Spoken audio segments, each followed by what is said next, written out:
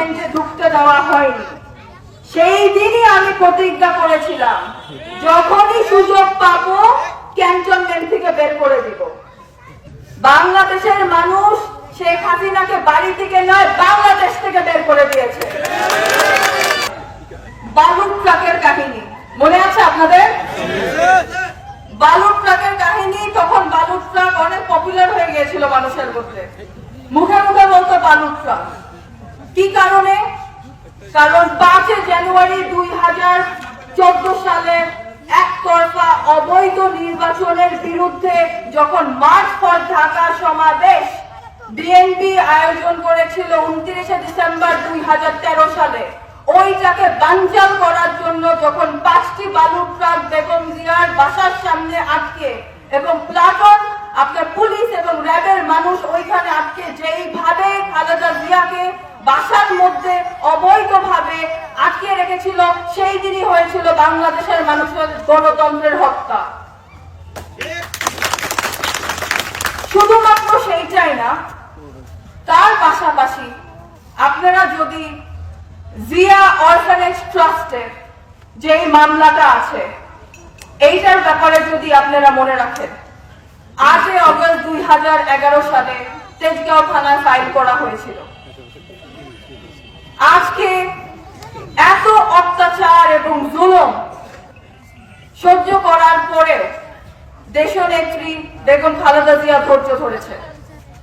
উনি অসুস্থ থাকার পরেও উনি বাংলাদেশের মানুষের জন্য, বাংলাদেশের গণতন্ত্রের জন্য, জেলখানায় হোক বাড়িতে হোক যে কোনো অবস্থানে হোক না কেন, গণতন্ত্রের জন্য উনি লড়াই করে গিয়েছে। বর্তমান অবস্থানে বাংলাদেশের chief justice barrister Refaat Ahmed সাহেব যখন জিয়া অরফানেজ ট্রাস্টের মামলাটার ফাইনাল রায়ে দেশনেত্রী বেগম খালেদা জিয়াকে বেকসুর খালাস যখন উনি এই রায়টা দিল, তখন উনি একটা মন্তব্য করেছে, যেখানে উনি বলেন জিয়া অরফানেজ ট্রাস্টের মামলাটা ছিল ভিন্ডিকটিভ এন্ড ফ্লড। ভিন্ডিকটিভ মানে কি? প্রতিশোধমূলক। ফ্লড মানে কি? ভুল। তার মানে ভুল বশত ভাবে প্রতিশোধমূলক উনি একটি মামলায় খালেদা জিয়াকে জোর করে একটি মামলায় উনি কারাবন্ধ করেছিল। শুধুমাত্র এটাই না, ক্ষমতা অপব্যবহার এবং ক্ষমতা অপচয়ের এমন পর্যায়ে চলে গিয়েছিল যে বেগম জিয়া খালেদা জিয়াকে যখন জেলখানা থেকে আপনার